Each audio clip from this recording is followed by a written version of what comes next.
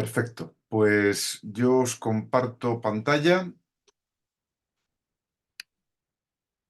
que estamos aquí. Mirad, aquí nos quedamos el otro día en lo que es... yo quería dar continuidad a esta sesión porque nos quedaban dos aspectos que considero que son vitales, que es la inteligencia emocional para toda relación que establezcamos con cualquier persona y también la asertividad. Entonces, sin más dilación, paso a ello. Mirad, por nuestra supervivencia, que es por lo que genéticamente estamos diseñados, tenemos un dispositivo en nuestro cuerpo que está en la base de nuestro cerebro, que es el sistema reticular activado, que es un dispositivo que detecta 100 millones de impulsos eléctricos que asaltan al segundo al cerebro cada segundo. El RAS, ¿qué es lo que hace? Desvía lo trivial y deja que lo vital, aquello que puede ser potencialmente peligroso o negativo, lo engrandece y minimiza lo positivo. Este RAS fue descubierto por Nicholson en Harvard en el año 2008. ¿Qué es lo que hace el RAS? El RAS, esa información viaja a nivel neuronal hasta el sistema límbico, que es donde percibimos y damos forma a la respuesta, que es nuestro cerebro emocional. Bueno, pues el cerebro emocional, el sistema límbico, que es donde se asientan las emociones en el cerebro, es 80.000 veces más rápido que el córtex prefrontal, que lo tenemos aquí, que es la parte pensante del ser humano. ¿Por qué os cuento esto? Por una razón muy sencilla. Porque la inteligencia, es decir, las emociones, somos sacos de emociones. Y las emociones condicionan nuestra vida, al punto de que de los tres cerebros que se sabe que tiene el ser humano, el cerebro reptiliano, que es el físico, vinculado con ese RAS, con ese tronco del encéfalo, el cerebro emocional, que es la amígdala vinculada también con el hipotálamo y con el hipocampo, que es el cerebro emocional, y el cerebro racional, que es el córtex prefrontal. El 95% de las decisiones que toma un ser humano son emocionales. Somos sacos de emociones. Entonces, ya Howard Gardner y sus discípulos en el año 95 desarrollan el concepto de inteligencia emocional, que lo unen a los conceptos de lo que se llamaba hasta el momento las inteligencias múltiples. Existían 7 tipos de inteligencias, que es la lógico-matemática, la lingüística verbal, la corporal cinestética, la inteligencia visual espacial, también ligada bastante con la lógica, la musical también, la de interacción con el entorno más vinculada con lo verbal, y la inteligencia de conciencia de uno mismo. Y entonces nace el concepto de inteligencia emocional. ¿Qué es? La inteligencia emocional son las actitudes que están implícitas en nosotros mismos y que nos permiten establecer la relación con otras personas. Es la inteligencia para la relación personal. Dicho esto, lo más importante que os quiero contar es lo siguiente. Vamos a ver si lo puedo, os voy a compartir desde la pizarra.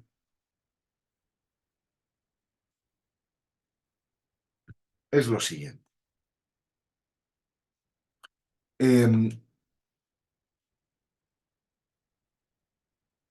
Este sería un poco el flujo que os voy a comentar ahora. Y esto es muy, muy, muy importante que lo entendamos.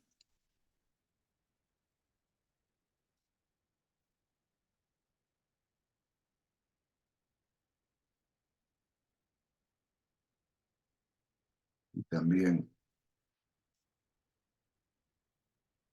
mirad, aquí está, la inteligencia emocional se basa en dos patas fundamentales.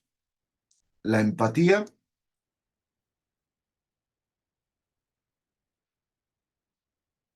y el autocontrol emocional. Perdonad que no sé escribir muy bien con el ratón, pero me estáis entendiendo. La inteligencia emocional tiene estas dos patas. Tiene alguna otra, pero fundamentalmente la más importante es la empatía. ¿Qué es empatizar? No es pensar como piensa el otro, no. Empatizar es sentir lo que siente el otro. Eh, Nuestros procesos mentales funcionan del siguiente modo. Se generan unos pensamientos, aproximadamente generamos del orden de 50 a 70.000 pensamientos diarios, cada día. Todo eso entra por un embudo en el que al final nosotros, digamos, procesamos la información. Esta información la procesamos a nivel consciente. Estos 70.000 pensamientos llegan a este núcleo que son las emociones. Aproximadamente gestionamos y manejamos del orden de 3.000, 3.500 emociones diariamente. Ese sumatorio de emociones en determinados momentos llega a generar estados de ánimo. Esos estados de ánimo que se van acumulando generan, previamente tenemos, antes de los pensamientos, tenemos todas las sensaciones, que aquí está lo que sentimos. Lo que sentimos es casi infinito. Pensad en esos 100 millones de impulsos eléctricos que recibe el RAS, la base de nuestro cerebro. Entonces, lo que sentimos, luego hay que pulirlo para que llegue a esto que son 70.000 pensamientos, que nos parece mucho, pero en realidad es poco con respecto a las sensaciones que tenemos. Como os decía, de las emociones se llega a los estados de ánimo y una sumatoria de estados de ánimo al final lo que configura es nuestra personalidad. Entonces, no, el pensar como piensa el otro está muy bien, pero tienes que implicarte. Para poder implicarte, para poder ser empático realmente, tenemos que ser muy perceptivos. Hay que potenciar la percepción. ¿Y qué es la percepción? La capacidad de ver lo que está oculto. Un iceberg aproximadamente muestra un octavo de la masa que ocupa. Y yo digo que esto pasa exactamente igual que con muchas personas, que muestran una parte pequeña de lo que realmente son. Si yo empatizo con lo que pienso que tú piensas, estoy empatizando solamente con la parte visible y no estoy empatizando con lo que queda oculto. Si yo empatizo con lo que tú sientes y además soy perceptivo, podré ver toda tu realidad, que no es solo lo visible, sino también lo no visible. Y esa es la capacidad perceptiva, esa es la percepción, la capacidad de ver aquello que no es visible. Por cierto, os hablé el primer día, creo, del nivel de seguridad que genera confianza en los clientes. A mayor nivel de seguridad, a mayor nivel de seguridad, más mostramos al exterior. Cuanto más seguros estamos de nosotros mismos, más transparentes somos hacia afuera. Yo siempre digo que por aquello de decir que oculto algo, pues digo, pues esto no se ve, pero soy absolutamente transparente. Lo que se ve es lo que hay. No, no trato de ocultar absolutamente nada, porque no necesito protegerme especialmente de nada. Necesito interactuar y valorar a las personas con las que me relaciono, pero no protegerme. Bueno, para poder ser perceptivo, y termino este cuadro, lo primero de todo es hay que tener una elevada sensibilidad. ¿Sensibilidad para qué? Para dejarnos impregnar por todo lo que vemos. Es decir, la sensibilidad nos enriquece. Si yo me permito impregnarme de todo lo que percibo, simplemente ya el ojo humano capta de 3 a 4 millones de bits de información al segundo. Si yo me dejo impregnar de todo lo que percibo, seré perceptivo, porque no solamente me estaré impregnando de lo que veo, también de lo que no se ve. Si soy muy perceptivo, podré empatizar y empatizaré con toda la realidad de la otra persona. Y si soy empático, realmente tendré una de las patas más relevantes de la inteligencia emocional. Este es un poco el recorrido que hacemos o que debemos de hacer para poder ser empáticos.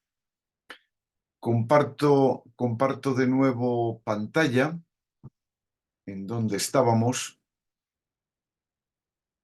Vale. Entonces, como os decía, esto que es la inteligencia emocional y que se desarrolla también por Howard Gardner en Harvard a partir de 1995 y que lo difundió mucho, conoceréis al autor del libro, a Goleman, a Daniel Goleman, el autor del libro Inteligencia Emocional. Probablemente es uno de los libros más vendidos de conocimiento o autoconocimiento en el mundo, ¿no? ¿Qué nos permite una buena dosis de inteligencia emocional? La capacidad de percibir las emociones de forma precisa. Evidentemente, si somos emocionalmente inteligentes, tendremos una alta capacidad perceptiva. Fijaros que parece un contrasentido. Pensamos que el cerebro emocional no es racional. Bueno, claro, pero si yo utilizo las emociones, yo soy una persona fundamentalmente mental, pero utilizo las emociones para facilitarme el pensamiento y el razonamiento. Y entonces trato de entender, lógicamente, esas emociones. Y también, y esto es crítico, la posibilidad de comprender mis propias emociones y las de los demás. Sentir lo que siente el otro. Y por supuesto, que ahí es donde está el autocontrol emocional, la capacidad de controlar las emociones, sobre todo cuando son disfuncionales. Las emociones que van en contra de nuestra tranquilidad, de nuestro sosiego. ¿Qué prestaciones provee una buena dosis de inteligencia emocional? Primero, conocer bien tus emociones. El autoconocimiento es la vía principal para poder conocer a otros. Si yo no soy capaz de conocerme a mí mismo, es imposible que pueda conocer el fundamento del otro.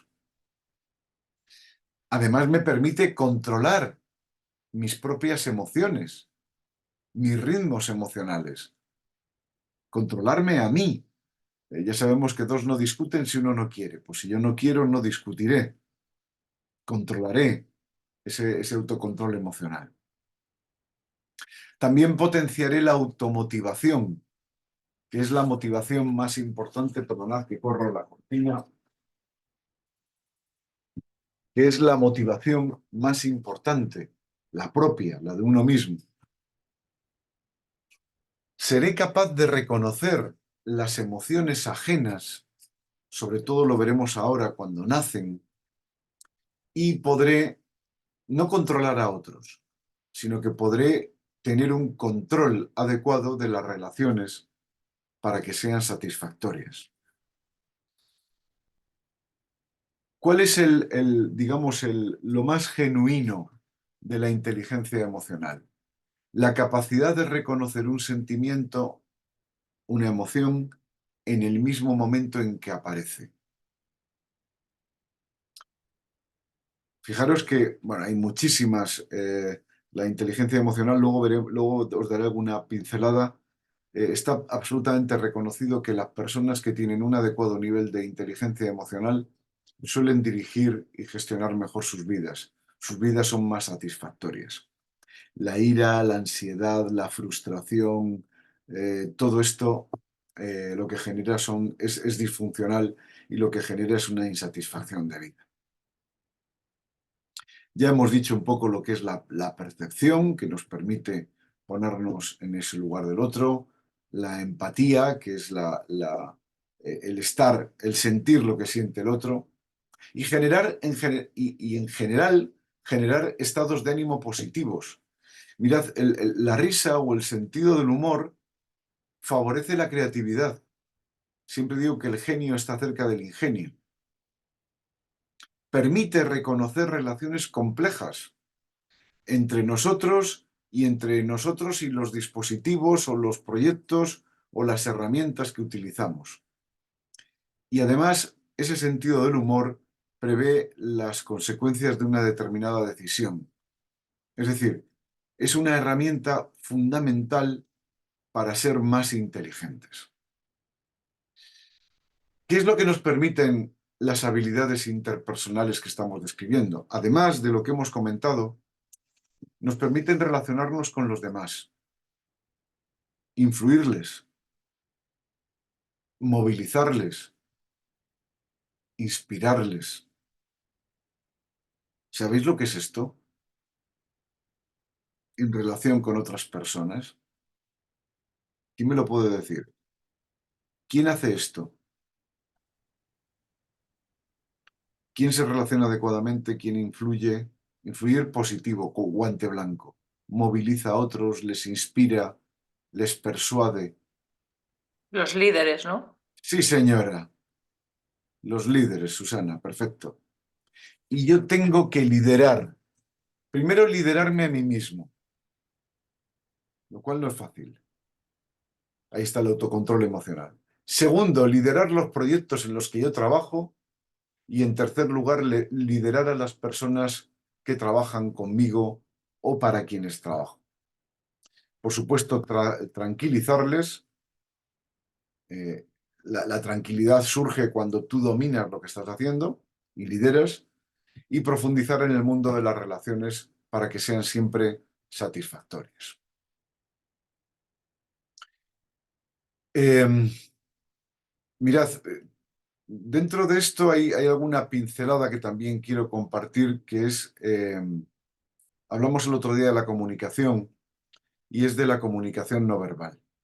Este es un taller que son 6 horas lo que me lleva a impartirlo bueno, pues evidentemente quiero concentrarlo en unos pocos minutos. ¿Quién sabría decirme qué elementos, cuáles son los elementos que, digamos que los componentes, los ingredientes de cualquier, eh, ¿cómo pongo aquí otro? Bueno, puedo borrar. ¿Cuáles son los ingredientes de cualquier comunicación? ¿Quién me puede decir?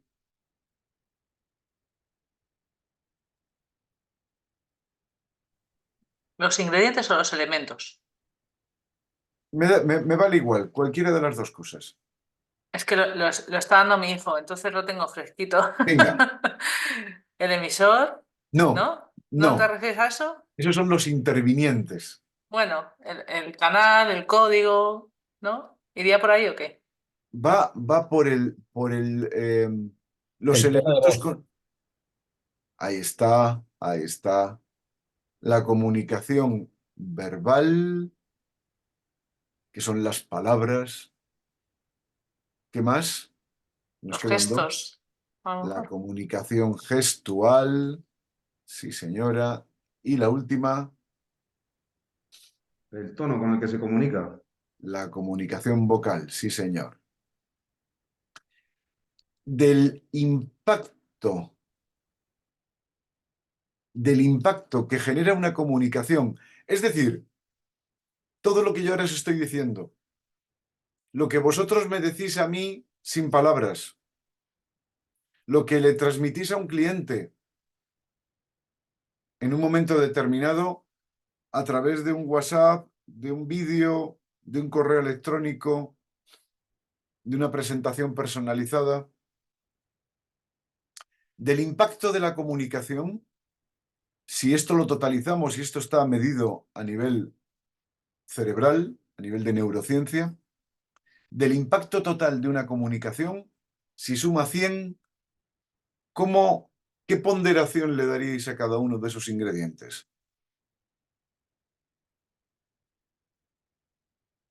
Las palabras, los gestos y toda la parte vocal. ¿Cómo lo ponderaríais? Yo lo ponderaría por igual. Por igual, ¿no? Sí, yo sí, porque si tú puedes tener un speech muy completo, pero si luego tus gestos y tu tono no acompañan porque estás, yo qué sé, es que, pues eso, me imagino, pues eso, a alguien que está contándotelo y está pensando en otra cosa o yo qué sé, o te transmite hastío, te transmite dejadez, pues la parte, por muy currado que tú tengas el speech que le estás contando, eso lo estropea, ¿no? O sea, que Vale, influiría vale. de la misma forma. ¿Estáis de acuerdo los demás más o menos en este reparto, no? Yo no sé por qué, creo que la verbal es la menos importante. Yo Yo también opino lo mismo. creo que sería la menos. Gema también. Ajá. Ah, Yo creo que la gestual es más importante, seguida de la vocal y después la verbal. bravo, Gema. Bravo. 55% es lo gestual, 38% lo vocal, 7% son solo las palabras. Esto es una de las cosas más importantes. Luego voy a ponderar el tiempo porque corre siempre en mi contra. Pero esto tengámoslo claro. Luego que hay una frase por ahí que decía Albert Mehrabian, que fue el primer descubridor de lo que es la comunicación no verbal. Hablamos del impacto que genera la comunicación. Las palabras son solo el 7%. Todo lo gestual, y en lo gestual está incluida la mirada, fundamentalmente la mirada y movimiento de las manos. Fijaros que si vemos una fotografía, yo siempre pongo el ejemplo en una página de un periódico, página completa de un policía nacional, con la franjita esta traslúcida en los ojos, de una persona se convierte en un trozo de carne con uniforme. Es decir, la mirada dice una buena parte de ese comportamiento, de esa parte del impacto gestual. Y la parte verbal, el tono de voz, el color de la voz, la rapidez, la gravedad o la agudeza, todo eso conforma el 38% restante. ¿Esto para qué? ¿Por qué es importante? Mirad, puedo hacer una escala y estamos hablando en un entorno profesional en el cual utilizamos herramientas telemáticas para comunicarnos. ¿Cuál sería la peor herramienta que podemos utilizar? La peor. Lo voy a resolver rápidamente pero esto es así. Creedme, esto está medido y podréis indagar en Internet y lo podréis constatar. Está medido con resonancia magnética cerebral a nivel del cerebro humano. ¿Cuál es la peor herramienta de comunicación? Un SMS. Ya solo lo utilizan los bancos para darnos la clave. ¿Cuál es el siguiente? Que le odio. El email. En el email tienes muchísimas papeletas de ser mal entendido, poco entendido, confundido, muchísimas probabilidades. Porque estás estás dejando de utilizar el 93% de tu impacto de comunicación. ¿Cuál sería el siguiente? El WhatsApp.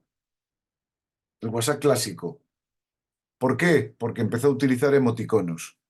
Tú pones un WhatsApp que parece un texto duro, le pones dos caritas sonrientes y zumbando, perfecto, ya está, ya es accesible.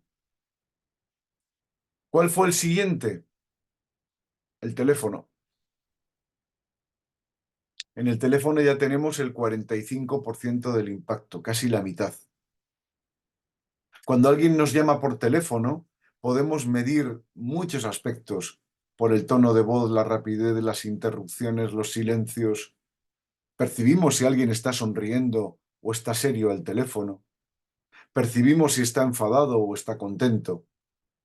Todo eso lo percibimos. El siguiente, para mí, el WhatsApp con audio. Tiene dos ventajas. Tiene el inconveniente de que no es, digamos, no es on time con la respuesta del interlocutor, pero tiene la ventaja de que no te interrumpe y que además lo puedes oír cuando quieras, el mensaje que te dejen, y además de eso lo puedes oír cuantas veces quieran. Es la herramienta de comunicación que más utilizo. WhatsApp de audio. El siguiente sería el WhatsApp de vídeo. Dejar un vídeo grabado y enviarlo. Aquí ya pasamos a tener imagen. Esto no está medido porcentualmente, pero ya entramos en el terreno del 100%, porque estamos dejando un contenido textual, palabras, parte vocal y además se nos ve en los gestos. Está el WhatsApp de vídeo, están los WhatsApps grupales, están las videoconferencias y por último lo presencial. Que aquí con el 3D es lo más impactante que hay, cuando podemos ver a la persona delante. Fijaros que este esquema de menos a más, cuanto más utilicemos las herramientas que generan menos impacto, mayores posibilidades tendremos de no ser entendidos o de no ser capaces de persuadir a nuestro cliente. ¿Qué sucede? Que hay muchas personas que por su nivel de inseguridad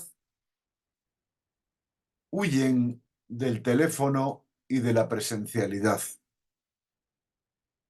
La timidez, la vergüenza, etc. El que no tengo la capacidad de reaccionar sobre la marcha. Pierdes frescura. Exactamente lo mismo que un pescado congelado no está tan rico como un pescado fresco de roca, pues exactamente igual no es lo mismo una comunicación enlatada que una comunicación fresca en vivo y en directo. Tenedlo en cuenta porque es muy, muy importante, digamos, ser conscientes de este impacto. Bueno, como esto lo he comentado, este señor Darwin fue el primero que analizó la comunicación no verbal. En 1872 escribió un libro que fue el principio de todo, el origen, la Biblia, que es la expresión de las emociones en el hombre y en los animales, en donde llegó a detectar más de 1 millón de indicios y señales no verbales en el ser humano.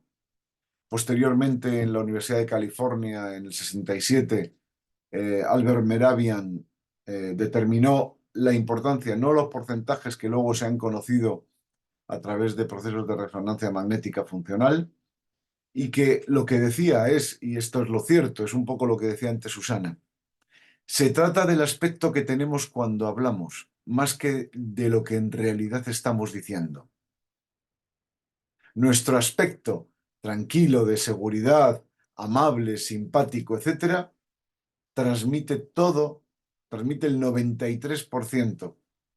Solo las palabras después generan el impacto del 7% restante.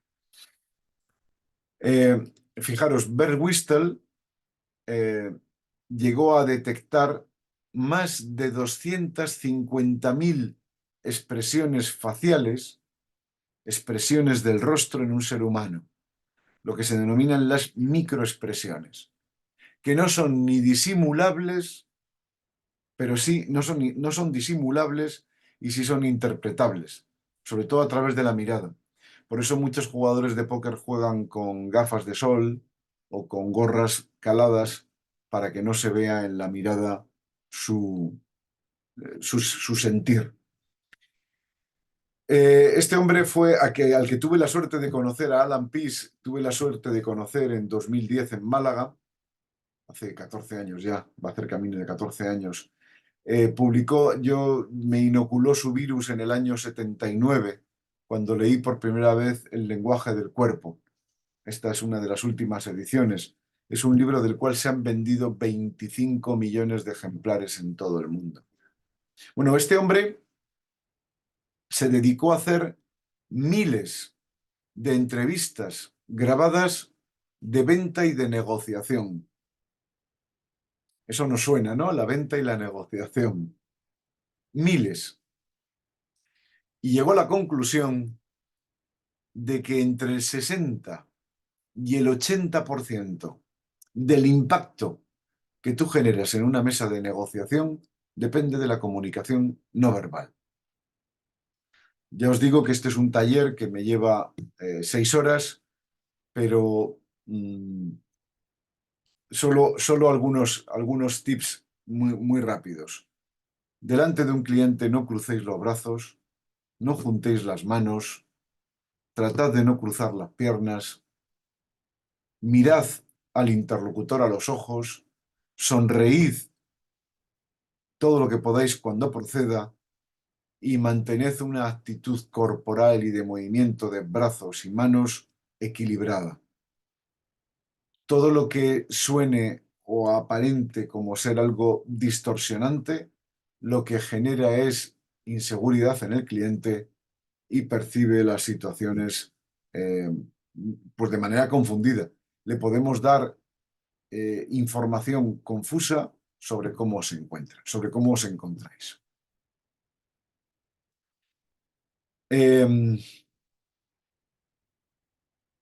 Mirad, esto es, no sé si, ¿por qué no ha aparecido?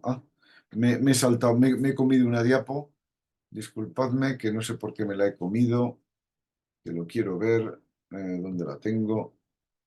Se me puso la última, vale, se me puso la última, os la comparto así y lo veis ahora. Mirad, quiero pasar ahora, me quedan 20 minutos y luego 5 minutos de preguntas, lo siento, a las 2 en punto tengo que terminar. La asertividad. La asertividad es la herramienta comunicacional más importante que existe. ¿Qué es? Es un punto intermedio entre dos tipos de comportamientos demasiado habituales. De un lado, la pasividad, en un extremo, esto parecen dos púgiles, y en el otro extremo, la agresividad. En medio está la asertividad. ¿Qué es una comunicación asertiva? Muy fácil. Comunicar asertivamente algo es decir lo que uno tiene que decir sin ofender al otro, pero nunca callarte nada de lo que tengas que decir. ¿Qué es la asertividad? La capacidad de expresar todo lo que piensas o todo lo que sientes sin callarte nada y sin ofender al otro. Es decir, tienes que ser capaz de ni ser pasivo y callarte las cosas, porque al final eso reventará en algún momento, ni a la primera de cambio agredir verbalmente a tu interlocutor. Viene después, no sé en dónde viene, pero lo digo ahora. El mayor error relacional que una persona puede hacer es agraviar a otra persona. ¿Qué es un agravio? Un agravio es un insulto, una palabra maldicha, cualquier tipo, como estáis viendo en estos dos chicos, cualquier tipo de acusación que se haga a otra persona que agravie, que dañe el ego de la otra persona. Más aún si esto se hace en público. ¿A qué punto es el mayor error?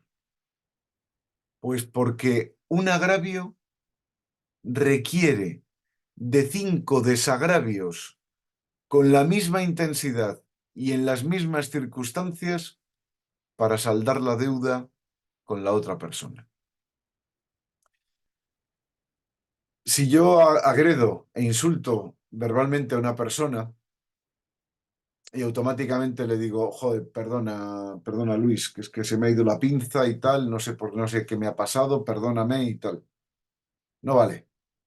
Más aún, digamos, si ese agravio lo hago delante de otra o de otras personas y cuando se han ido los demás le pido disculpas a esa persona. Ahí todavía vale mucho menos. Mi recomendación es nunca agraviéis a nadie, que nunca se os salga la cadena, como decía un cliente que tuve, porque eso va en vuestro propio, bueno, es lo más perjudicial a nivel relacional. Las conductas agresivas, pues ya lo conocemos. La persona que contesta con brusquedad, cuidado. Y las conductas agresivas tienen un gradiente de poco, o de un poco, de poco, de medio, de bastante y de mucho. Tienen un gradiente. La ironía es una conducta agresiva. Sí, la ironía tiene pincho. Distinto del sentido del humor. La ironía tiene pincho. Quiere provocar el daño. ¿Qué pasa? Que lo disfraza de sentido del humor. La persona que agrede defiende sus derechos e intereses con toda vehemencia y además le dan exactamente igual los demás. Lo hace con voz elevada, con habla poco fluida, precipitada, como a golpes, tajante, utilizando insultos, amenazas. El macho alfa o la hembra beta, vamos, en toda su expresión. Por otro lado, el pasivo se queda paralizado, se sobreadapta, responde según cree que el otro lo necesita, no hay que hacerlo, tartamudeo, sudor, movimientos estereotipados, etc., ¿no? Entonces, ¿cuál es la conducta asertiva? Pues un habla fluida, segura, sin bloqueos, sin, ¿cómo se llaman estas palabras que repetimos mucho, hombre? Sin... no me sale la expresión. Sin repetir demasiado, por supuesto, hay dos expresiones sin muletas, sin muletillas. Hay dos expresiones que en una explicación, en una presentación, no se pueden decir nunca a un cliente. Una, la de ¿entiendes? ¿Me entiendes? ¿Entiendes? Indirectamente le estás diciendo, eres tonto, pero ¿me entiendes? Indirectamente el cerebro nos traiciona en ese sentido. Y la otra es el vale. Utilizamos el vale para reafirmarnos. Si yo me tengo que reafirmar, ¿cuál es mi nivel de seguridad? Bajito, muy bajito. Entonces, ni el me entiendes ni el vale. Sin bloqueos, sin muletillas, contacto visual directo, no desafiante, con una relajación corporal y con una comodidad postural, que te sientas cómodo, a gusto, en ese sentido. Aunque activo, claro, cómo no, expresando sentimientos positivos o negativos, defendiéndolo, pero sin agredir, se discrepa abiertamente. Oye, yo no, te puedo dar la razón si tú quieres, pero no estoy de acuerdo contigo. Y no lo estoy por esto, por esto, por esto y por esto. Pero vamos, yo, como tú quieras, como el del chiste, ¿cómo es que se te ve tan bien? ¿Cómo lo haces? Dice, pues no es que no discuto con nadie. Dice, hombre, dice, ¿cómo va a ser por eso? Dice, bueno, pues no será por eso. Es decir, hay personas, yo en el momento en que a alguien se le sale la cadena, si no me ha agredido verbalmente, que entonces me defiendo y procuro defenderme para ganar siempre, porque no acepto que nadie intente imponer su criterio, pero si no me ha agredido, le doy la razón. Sí, sí, perfecto, sí, sí, todo tuyo, todo tuyo. ¿Mm?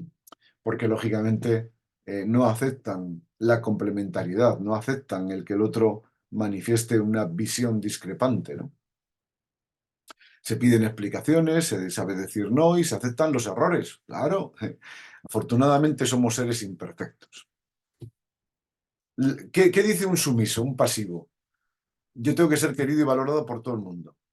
¿Qué dice el agresivo? No entiendo por qué las cosas no tienen que salir como yo quiero que salgan, si es lo suyo, y fuerza el que las cosas sean así. Mirad, muy rápidamente os cuento los 10 derechos asertivos. Esto es como los derechos humanos de Naciones Unidas. Los 10 derechos asertivos, los cuento muy rápido. Tengo derecho a ser solamente yo el único juez de mí mismo. No necesito que nadie me juzgue. Tengo derecho a no tener que justificarme. Yo hago lo que tengo que hacer, hago mi trabajo, pero no tengo que justificarme. Tengo derecho a decidir si quiero o no encontrar soluciones a los problemas de los demás. Entendiendo como problemas los que pueda tener a nivel personal. Distinto es yo estoy al servicio de mi cliente. Esto lo digo siempre. No es lo mismo ser servicial que ser servil. Servicial, encontraréis a alguien que tenga igual que yo, más no. Servicial, soy absolutamente servicial. Servil, cero. Si tú te puedes atar los cordones de los zapatos, te los atas tú. No tengo que estar yo para hacerlo eso. Y además, no me tengo que sentir culpable. Sentimiento tremendo el de la culpa, el de sentirse culpable. Esto daría para una charla de 2 horas. Tengo derecho a cambiar de opinión, no tengo que justificar mi propia evolución. Tengo derecho a decir que no y al igual que no sé, sobre todo si va en contra de mí mismo o de los intereses de la empresa o de mi cliente. Tengo derecho a cometer errores, a ser responsable de ellos y a la vez perdonarme si los he hecho sin mala intención. No soy perfecto y además forma parte de mi aprendizaje. Tengo derecho a no necesitar la aprobación de los demás. No tengo por qué estar de acuerdo con los demás siempre. Sería sumiso. Y si los quiero cambiar de opinión, sería agresivo. Tengo derecho a ser tratado con dignidad, consideración y respeto. Y si no lo soy así tratado, lo tengo que reclamar, sin ofender, reclamando el hecho. Perdóneme, señor, yo a usted no le estoy insultando y no admito que usted me insulte a mí. No le estoy gritando y no permito que usted me grite. Si usted quiere una confrontación conmigo, la va a tener. Yo no la estoy provocando, la está provocando usted. Si usted vuelve de nuevo a hablarme tranquilo, perfectamente le contestaré con tranquilidad. Pero no voy a aceptar que usted se imponga ante mí de esa manera. Esa sería una comunicación claramente asertiva. Tengo derecho a pedir ayuda. ¿Cómo no? A expresar mi dolor y a aceptar un no por respuesta. Clarísimo, clarísimo. Tengo derecho a tener mis propias opiniones y creencias y eso no implica que los demás deban de estar de acuerdo conmigo, ni muchísimo menos. Esos son los esquemas básicos de la asertividad. ¿Quiénes no son asertivos? Los tóxicos. Cuidado que los tóxicos, tanto en personas, compañeros, clientes, amigos, el tóxico bueno no se le nota. Y la persona que es tóxica es alguien que tiene el veneno dentro, porque el que primero, peor lo está pasando es el mismo. Hay 2 tipos de tóxicos, aquellos que se intoxican a sí mismos, los pasivos, el veneno se lo comen ellos y enferman, y los agresivos, que el veneno lo sacan afuera. Para ellos está bien, nunca pierden, el volcán siempre está en erupción, es decir, los movimientos tectónicos dentro de la personalidad interna de la insatisfacción siempre salen a relucir, pero lógicamente agreden a otros. Por tanto, hombre, si alguien quiere ser tóxico, que lo sea consigo mismo. Muy importante a la hora de relacionarnos con los demás, y ya estoy terminando, es sentirnos a gusto con la imagen que proyectamos de nosotros mismos. No conozco a mucha gente que le guste cómo salen las fotos, porque no aceptamos la imagen que nos da el espejo, porque no aceptamos muchas veces la imagen que proyectamos hacia los demás, no solo la fisiológica, sino también la emocional, ¿no? Os decía antes, la gestión de conflictos. Voy a terminar con esto, el agravio. Voy a terminar con esto de aquí. Mirad, ¿cómo evitar conflictos? ¿Cómo evitar situaciones conflictivas? En primer lugar, teniendo autocontrol emocional. En segundo lugar, siendo asertivo, ni juzgando ni criticando a nadie. No sé si conocéis, os lo cuento en medio minuto, los 3 filtros de Sócrates. Le dijo un discípulo: maestro, quiero hablarle de alguien. Y le dijo Sócrates, el hombre más sabio que ha existido en el género humano, que por cierto no sabía leer ni escribir. Y le dijo, antes de que me digas quién es, tengo 3 preguntas. La primera de todas, ¿lo que me vas a contar de esta persona es bueno o es malo? No, es malo. Muy bien, es malo, pero todavía querría saberlo. ¿Lo que me vas a contar es cierto? ¿Tú lo has visto? No, me lo han contado. O sea, no lo has visto. No, a mí me lo han contado. Vale. Es malo y no estás seguro porque te lo han contado, pero todavía querría saberlo. ¿Esto que me vas a contar me va a resultar de utilidad? Pues no, la verdad es que no, mucho no. Es decir, que es algo que es negativo de una persona, que no estás seguro porque te lo han contado y además no me va a aportar ningún valor. No quiero saberlo. Se acabó la historia. Cosificar, no personalizar. Cuando debatimos algo, yo no debato contigo, con tu persona. Debato sobre aquello de lo que estamos hablando, el objeto de lo que estamos hablando. No discrepo contigo, no discrepo con tu ego, no, ni lo valoro, está muy bien, no entro ahí. Entro en que no estoy de acuerdo en esto que estamos diciendo sobre este aspecto concreto. ¿Por qué? Porque la tendencia natural en el ser humano es a personalizar. ¿Me está diciendo usted a mí que yo no sé? No. No se lo estoy diciendo a usted. Se lo estoy diciendo de lo que estamos hablando usted y yo. Buscar los puntos de acuerdo. Casi siempre en un conflicto nos centramos de inicio en aquello en lo que estamos difiriendo. Perdone, señor cliente, ¿está usted de acuerdo en que necesita la página web? Sí. ¿Está usted de acuerdo en que la que tiene no es satisfactoria? Sí. ¿Está usted de acuerdo en que quiere hacer una inversión que le resulta rentable? Sí. ¿Está usted de acuerdo en que estamos de acuerdo en que queremos conseguir más leads, más contactos? Sí. Bien, lo único que nos diferencia es esto. Tengamos en cuenta que de 5 cosas estamos de acuerdo en 4. Vamos a intentar a ver cómo nos ponemos de acuerdo en esta quinta, pero partiendo de que ya tenemos muchos puntos de acuerdo establecidos entre usted y yo. Siempre sinceridad, transparencia. A mí me gusta, y creo que a muchos de vosotros, ir a un restaurante y ver la cocina.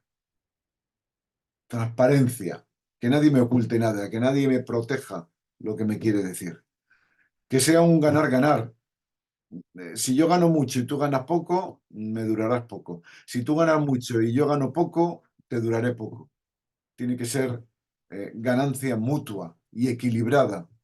Usted como cliente gana porque yo le voy a dar un servicio de mucho valor y yo gano el dinero que usted me paga por ese trabajo que yo hago muy bien.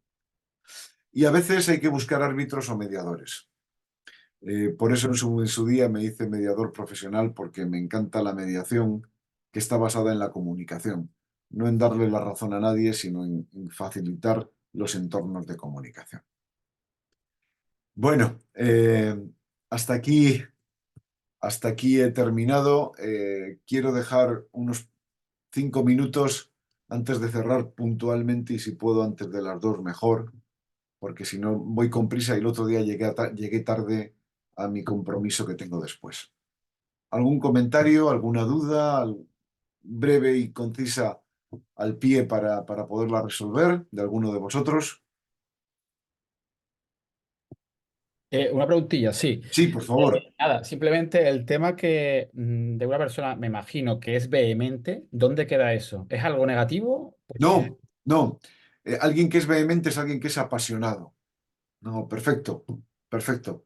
Alguien que es vehemente mientras no es un comportamiento agresivo. Yo soy intenso.